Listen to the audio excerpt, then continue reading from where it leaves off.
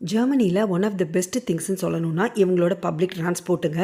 ஒரு இடத்துலேருந்து இன்னொரு இடத்துக்கு போகிறதுக்கு நல்ல கனெக்டிவிட்டி அண்ட் பங்க்சுவல் டயத்துக்கு ட்ராம்ஸ் பஸ்ஸஸ் இருக்கும். எல்லா இடமுமே பார்த்திங்கன்னா பப்ளிக் டிரான்ஸ்போர்ட்டில் கனெக்டடாக இருக்கும். நான் டெய்லி என்னோடய ஒர்க்குக்கு போகிறதுக்கு ஒரே ஒரு ட்ராம் எடுத்தால் போதுங்க. அது சிட்டிக்கு போயிடும், என்னோடய ஒர்க் பிளேஸ்க்கே போயிடும். ஆனால் இப்போ ட்ராம் லைன்லாம் ஒர்க் பண்ணுறதுனால நான் பஸ் பிடிச்சி ஒரு ட்ராம் பிடிச்சி போகிறேன் நான். ஸோ இந்த ட்ராவல் டைம் பார்த்திங்கன்னா 40 மினிட்ஸ் ஆகும் எனக்கு. ஆனால் நான் காரில் போனேன்னா 15-20 நிமிஷத்தில் போயிடுவேன். பட் கார் பார்க்கிங்லாம் சிட்டியில் கிடைக்காதுங்க, இருக்கவும் இருக்காது டெய்லி. அதனால் பப்ளிக் டிரான்ஸ்போர்ட் தான் பெஸ்ட்டு. எல்லா இடமுமே நல்ல வெல் கனெக்டடாக இருக்கும். உங்களுக்கு மந்த்லி டிக்கெட் மாதிரி வாங்கிட்டோன்னா பஸ்ஸு ட்ராமு எல்லாத்துலேயும் போகலாம்.